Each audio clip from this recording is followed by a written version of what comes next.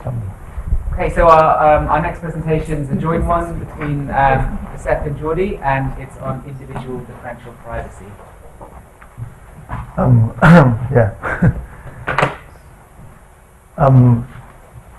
We are going to present something that is in between what Christine presented yesterday and real differential privacy. And this is what we call individual differential privacy. So first, what is this individual differential privacy about? Well, first, the standard differential privacy offers very strong privacy guarantees, and often this comes at the cost of limited utility. So this is the motivation for this work. It is often said that large sensitivity occurs in queries that have an unstable result in themselves. So in that case, the result is not reliable in the first place, so it doesn't matter whether the sensitivity is large. But one must take into account that sensitivity is based on the worst case, and then if we have a large sensitivity, we cannot get accurate response even if there is local stability in the query for that data set that we have. Then the question is whether we can tackle this problem, and to do it, we present individual differential privacy, which is a relaxation of differential privacy that preserves the differential privacy guarantees for individuals while offering improved data utility. So the important point is that we could even say that this is not quite a relaxation, in that the privacy guarantees are preserved for individuals in the data set and for any individual that could join the data set. So this is the standard differential privacy. Well, you have one data set, there is a change of one record in this D prime data set, and then the result of the queries in both data sets, the results should be similar, where similar means that this ratio is less than the exponential of epsilon. Well, differential privacy assumes the presence of a data protector that holds the data set, so the data protector is a trusted one, receives queries submitted by the data users, and responds to the queries in a privacy-aware manner. And then the requirement of indistinguishability between outcomes across neighbor data sets implies that the risk of individuals that participate in the data set is only marginally increased. So if you decide to participate in the data set, your disclosure risk is only marginally increased. At the same time, if you refuse to participate in the data set, or if you change your data when you enter them in the data set, the risk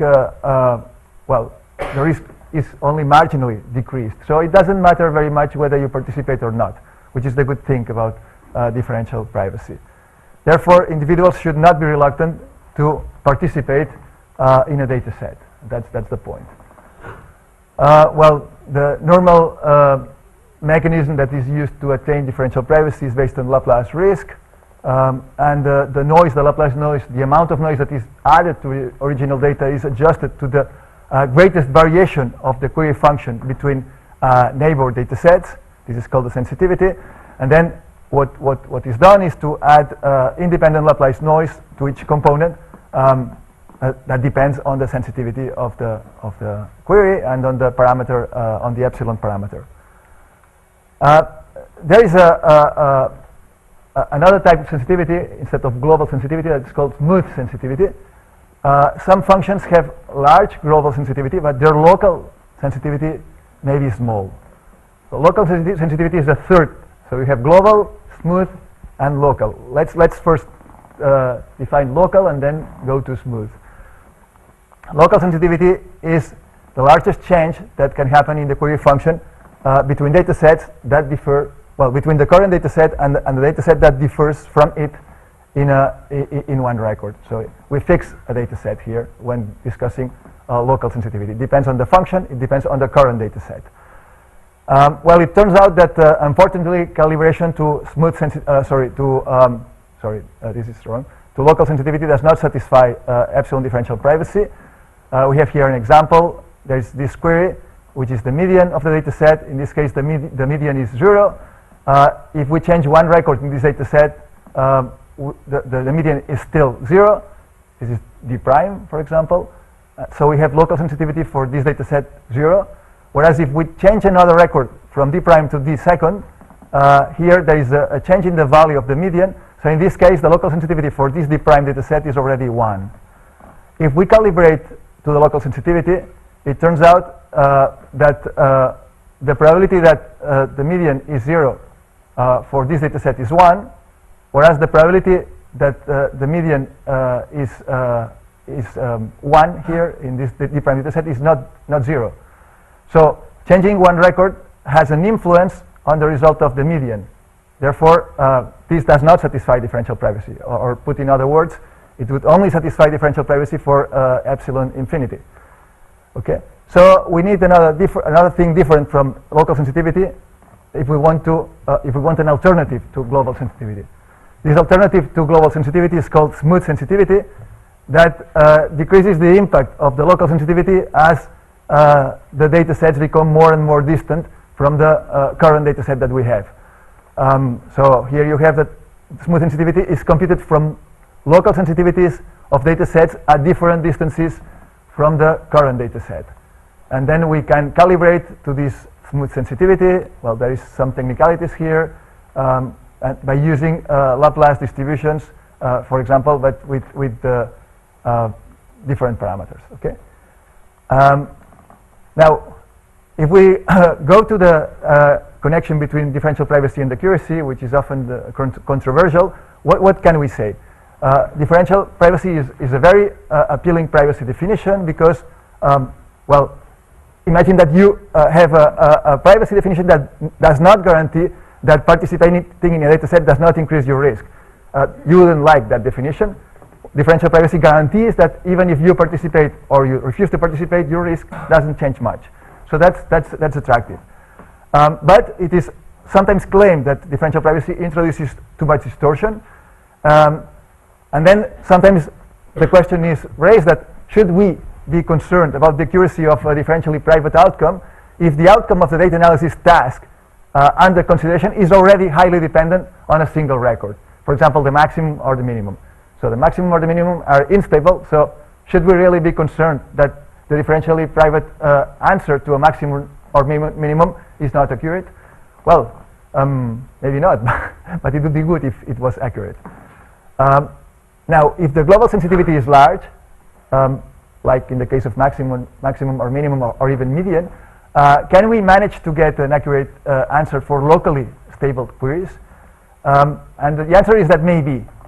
So if we calibrate to smooth sensitivity, we can adjust distortion to the data set that is being queried, not to any data set, but the current data set. Then is calibration to smooth sensitivity satisfactory? Well, it works better if we have a relaxation of differential privacy called epsilon delta differential privacy. In this case, in the most favorable case, calibrating to smooth sensitivity is equivalent to adding Laplace noise adjusted to twice the local sensitivity. So it's pretty good. But if we want to enforce real differential privacy without the delta, the results worsen. On the other hand, computing the smooth sensitivity may be complex. For example, computing the smooth sensitivity for the median has a cost that is quadratic in the size of the data set. So it takes some effort. And then comes individual differential privacy, which is what we propose here. We contend that the formalization of differential privacy is stricter than the intuitive view that motivated it, if we guess right, that intuitive view. Now consider an individual who has to decide between participating in a data set or not. Now to neutralize any reluctances that this individual might have, the dataset collector guarantees that the result of any analysis will be similar, that is indistinguishable, regardless of the decision the subject makes. Now, since the data collector knows the final data set, the previous guarantee here can be attained by requiring indistinguishability of outcomes only between the data set, the actual data set that we have, and its neighboring data sets. That is, the actual data set or any data set that can be obtained by deleting or adding or modifying any single record. If we think of this data set, for example, as containing people in a country A, a certain individual does not care being told that her data will be protected even if, rather than living in country A, she lived in country Z. She doesn't care because she lives in country A. Okay? So the neighbors of the actual data set are those that matter to the individual, not any possible people living in any possible country. Now, individual differential privacy is as follows. We have the current data set that we want to release. After all individuals have made their decision to participate, let I be an individual and let R be the record of I. Now, if R1 to Rn are the records of individuals other than I that are in the data set, I's decision about participating alters the final data set in one record. If I participates, we have the data set plus the record R. If I refuses to participate, we have records R1 to Rn. Therefore, the decision of I about participating should depend only on the indistinguishability of the outcomes between this data set and this data set. Okay. Although the actual data set will not be known until all individuals have made their decision, this data set is known to the data protector at the time of query response. Therefore, the data protector can use that information. And now Jordi is going to present the definition and the rest of the ideas.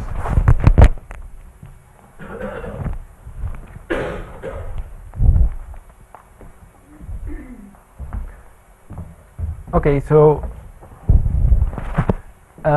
this is the definition of individual differential privacy. Here we have the epsilon parameter and the data set. This is the data set where we will enforce the privacy.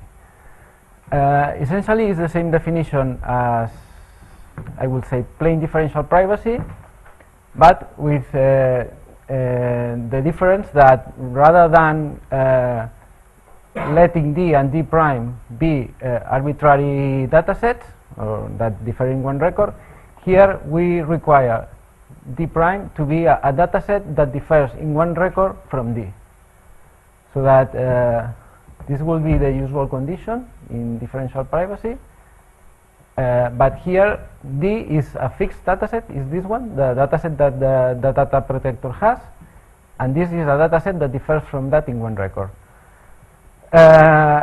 We have to also put this part of this inequality because the roles of D and D prime are not symmetric here, and then we cannot reverse by changing the roles. So we have to enforce an upper and a lower bound.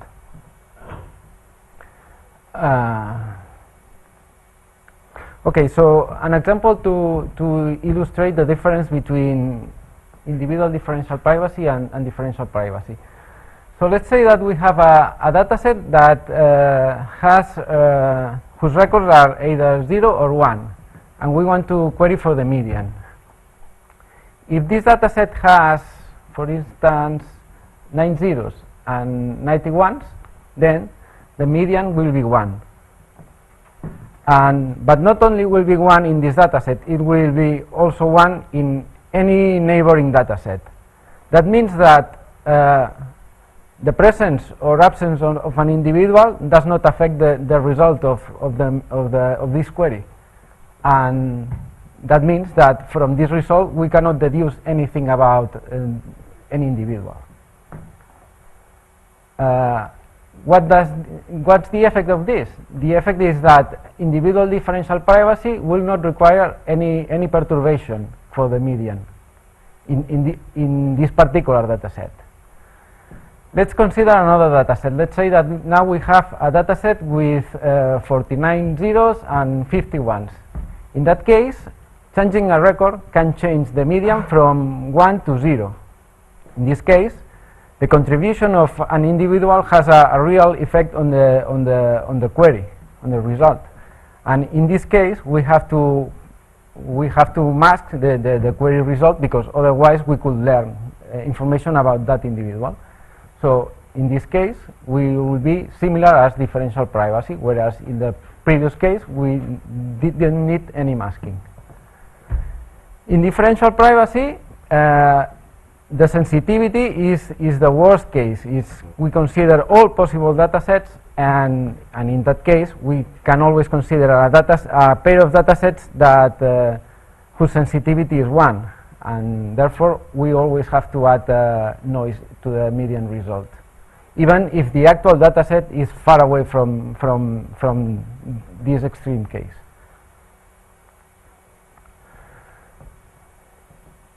So in differential privacy, there has been several definitions of what a data set is and how are the neighbors constructed, either adding, removing, or modifying a record.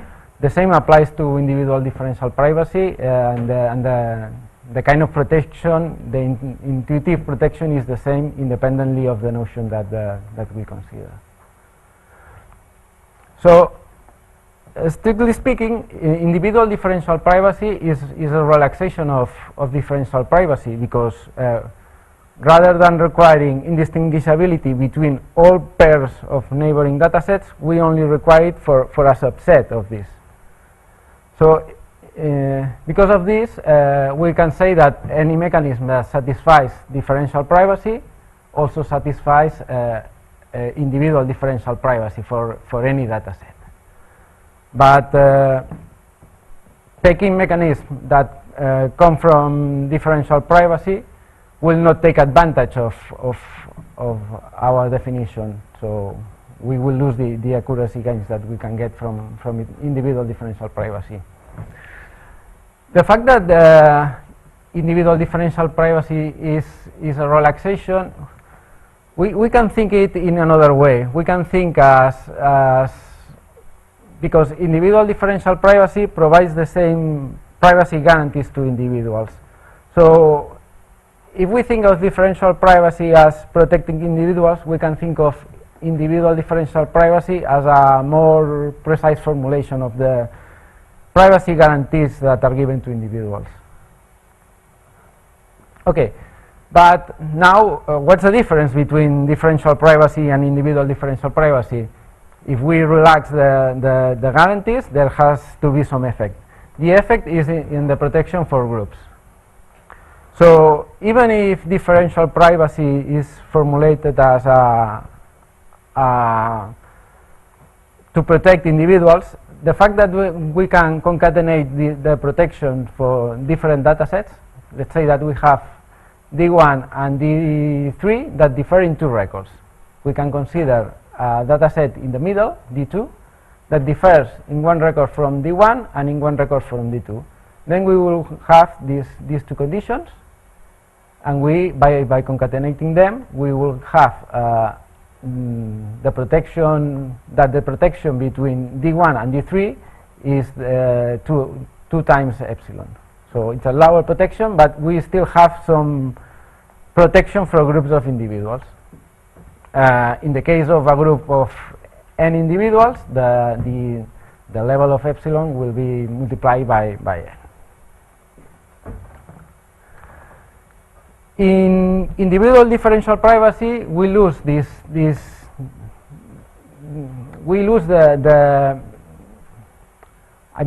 cannot concatenate these inequalities because they refer to different data sets.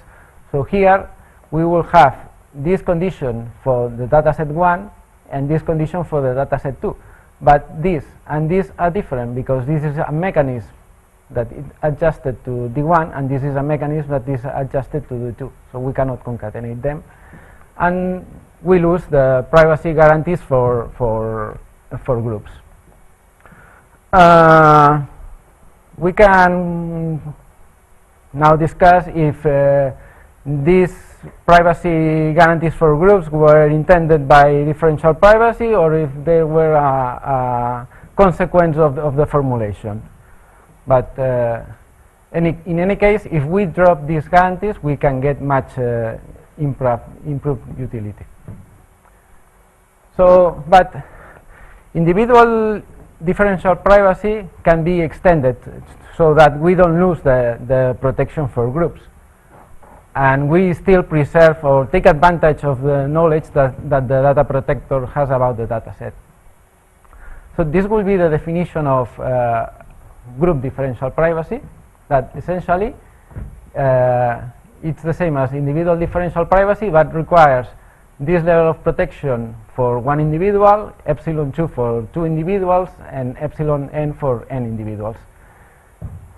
This will be the same as will give the same protection as differential privacy if we take epsilon I equals to I times epsilon.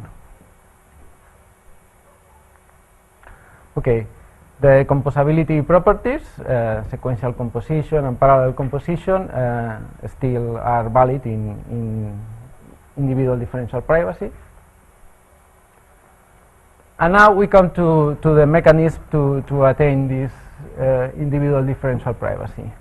So a very common mechanism in differential privacy is the Laplace, adding Laplace noise. This is the Laplace distribution. And the mechanism to attain differential privacy is to compute the query value and add Laplace noise that is independent to each of the components. So here we have a similar mechanism, but rather than adjusting the Laplace noise to the global sensitivity, we can adjust it to the local sensitivity, which can be much smaller than the global sensitivity. We have a similar mechanism that can be used for discrete queries, for queries with values in the integers. So I don't think I need to explain it. Okay, so we come to a small evaluation of the difference of individual differential privacy, group differential privacy, and I would say the original differential privacy. We will evaluate it using the median. So the median is a robust measure of central tendency, and because it's relatively insensitive to the presence of outliers. But okay, given that it's robust, we will expect that the sensitivity will be small, but that is not the case if we take usual differential privacy. So let's say that we have a data set with 2m plus 1 records, and we will assume that they are ordered in ascending order. The sensitivities, the global sensitivity of the median will be the maximum value in the domain minus the minimum value. So it will be like the diameter of the domain. The local sensitivity will be the maximum change that the maximum difference between the median record and the record before and after. And the smooth sensitivity, which Josep introduced it before, can be computed this way. It's a kind of, this will be the local sensitivity at distance, this will be the distance, local sensitivity at distance 0 will be exactly this, and at distance 1 will be, well, anyway, this is the formula of the smooth sensitivity, which in the case of distance 0 will be the same as this one. So for the global sensitivity, it's the diameter of the domain, and that's too big. So in essence, well, this will be the Laplace noise. The Laplace here we take epsilon 1. And this will be assuming that this will be the perturbation. So essentially, we destroy the value of the median. So we will not evaluate the global sensitivity anymore because we cannot get accurate results. So the evaluation will basically compare the calibration to smooth sensitivity to individual and group differential privacy. We will compare it for 4 data sets. One has 49 zeros and 50 ones, That means that a single change can, in a record can change the value of the median. Here we are at distant. We will need here in this data set, there will need two changes to change the median. Here we need 10 changes, and in the last one, in D4, we need 49 changes of records. This is a kind of, well, when adjusting the noise to the smooth sensitivity, there are several distributions that can be used. Here we take the Laplace distribution because it was easier and it was also the most favorable case to the smooth sensitivity. But that requires a delta that it's not, delta has to be greater than 0. With 0 we cannot use the Laplace distribution. So we are using epsilon delta differential privacy here to compare. So we compare it for different values, for epsilon 0, 1, and this is the delta that we use to compare. This will be the alpha and beta that we get, that was the formula that Josep presented before, and this will be the amount of smoothing that we get from the local sensitivity. So a local sensitivity at distance of 1 at distance 49 will become 0.7 in this case. In the case epsilon 0, 1 and delta this. Okay, so these are some graphics of the perturbation. Here is for the first data set that where a single change in a record can change the median. We use epsilon 0.1 and epsilon 0.5, which are usually, I would say that they are values that are usually seen as reasonable. And here a single change in an individual can change the median from 0 to 1. So this is the worst case, and in this case really it's difficult to see how we can protect the median without adding a lot of noise. So here all the methods, the first one are differential privacy with this delta, and the last one is group differential privacy. In this case is also individual differential privacy. So here all the methods add a lot of noise and will destroy the result. However, if we change to D2, where we need to change 2 records to change the median, here differential privacy and group differential privacy will still destroy the result. We can notice that group differential privacy adds slightly less perturbation compared to the others. And here we can see for epsilon 0.5 that this is group differential privacy with the same epsilon as differential privacy, and this is differential privacy with different deltas. In principle, delta should be 0, but taking delta 0 will lead to worse results. So we are using several values of delta to compare how it evolves. In this case, individual differential privacy can return the exact value, because a change in one record does not modify the median, so the privacy of each individual is protected.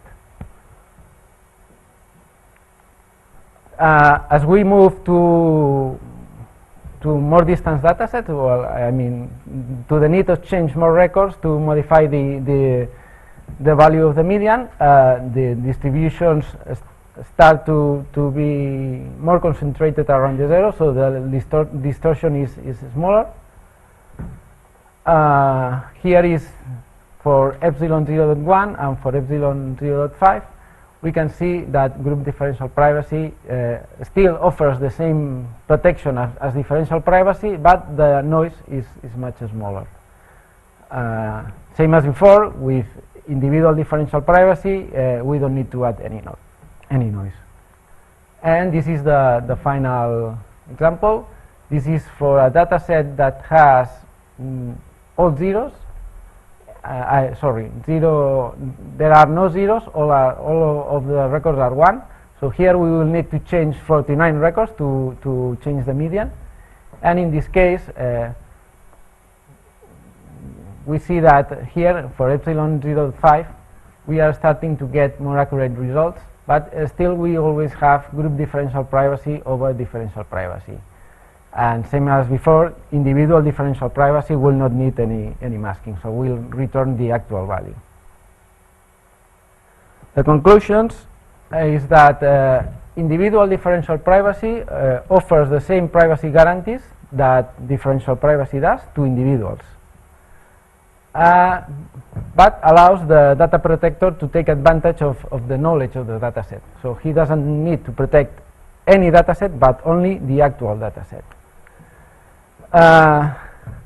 The result is that we can adjust the noise to the local sensitivity in individual differential privacy, which many times can be much smaller than the global sensitivity or the smooth sensitivity.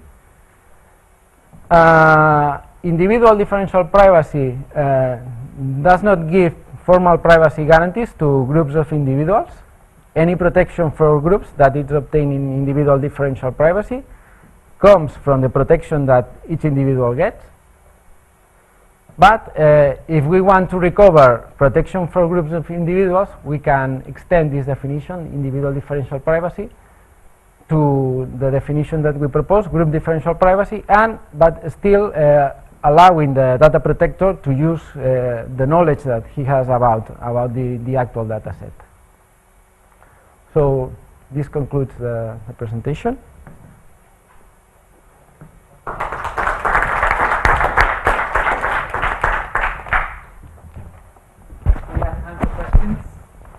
Yes. This is a question and a comment.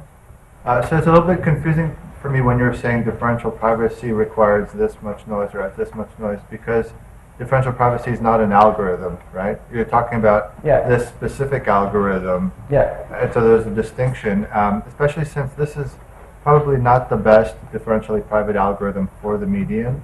So for example, it's known that if the median is the point that satisfies the minimum L1 distance, well, it minimizes the sum of the L1 distances to all the other points in the data set. And if you use that objective function inside exponential mechanism, you're probably going to get a much more accurate. Okay, yeah, this is only a simple comparison, and we wanted to compare the same mechanism with one and with the other to make the comparison more, I would say, more fair. But probably all mechanisms that can be applied to differential privacy can be adapted to this alternative notion. So it's just confusing to me when you say differential privacy does this. To me, it implies that you have some lower bound. Yeah, here we only take basic mechanisms because I think that for illustration purposes are better. I mean, the point is whether you use the global sensitivity or the local sensitivity. And that's the point. I understand. It's just the terminology threw me off. The algorithms don't matter, actually. And can you also put the definition on there so I can start a little bit more? Thank you.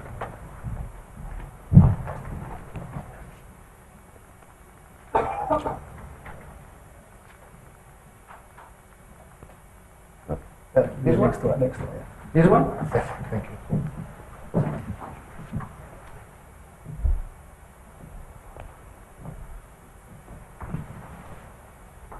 Oh, is it? Did you have any? I'm done. I just want to stare. Oh, right. Okay. So I think Mark had his hand up first, and then we have some more time. So group differential privacy. These aren't actual groups.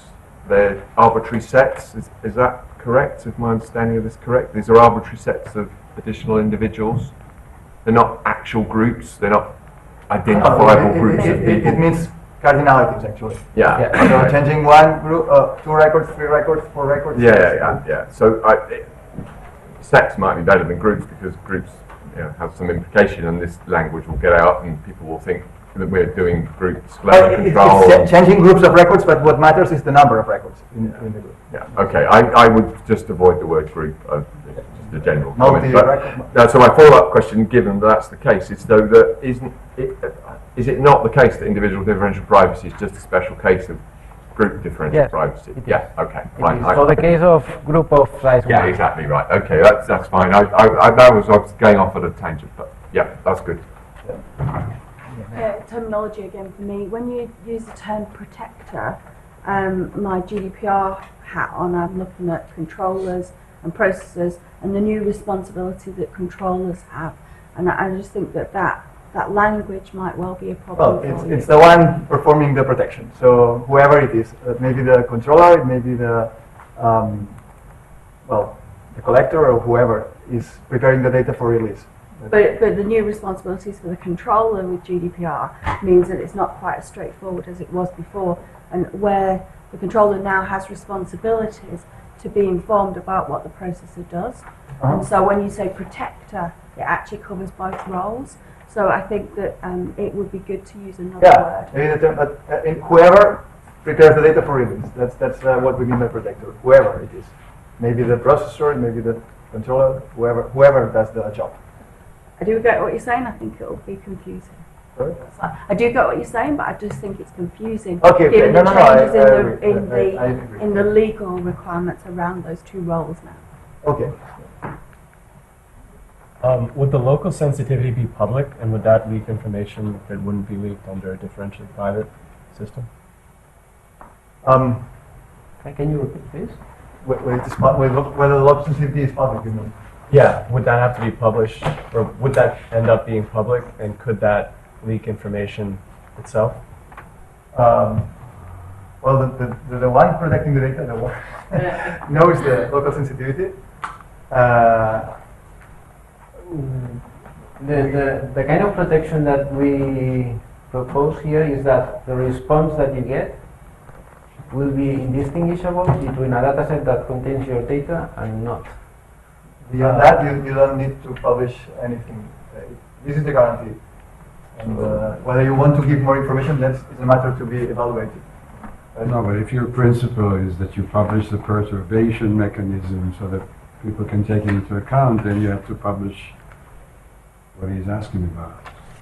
Otherwise, you're hiding also the mechanism, and the statistician doesn't know how to take it into account. Probably, I will have to think more about that, but I don't think that publishing the local sensitivity will have any effect. Let's consider the case of the median. If all the records are 0, you know that the median is 0, and adding or modifying one record does not have any effect. So you can know that the local sensitivity is 0, but that does not tell you anything about the individual that is in the dataset. The local sensitivity, in fact, it is tied to the query function. So it is not specifically tied to the actual dataset you have. I mean, you don't know if that individual has 0 or 1, because in either case, the response will be the same. So the response does not tell you. Well, I imagine you want to say whether we publish the value for the local sensitivity. Yeah. Well, local sensitivity function can be, of course, published, but the value for the local sensitivity is probably not to be published. Maybe you can publish it in a differentially private way. Are there any other questions for speakers? Yeah. So when you say that all the mechanism from differential privacy apply to individual differential privacy, is that really trivial? I'm thinking to more, not Laplace of course, but more something like a proposed test release where the setting is slightly different. So do you have a... Yes, because individual differential privacy can be seen as a relaxation. Then any mechanism that gives you differential privacy will also give you individual differential privacy. But in a trivial manner, in a way. Yeah, So, but you don't get the benefits of this relaxation then. so there is no big deal being able to use, because you don't get Yeah, you just, the advantages. Okay. Any final questions? Well, let's thank all our speakers in this session.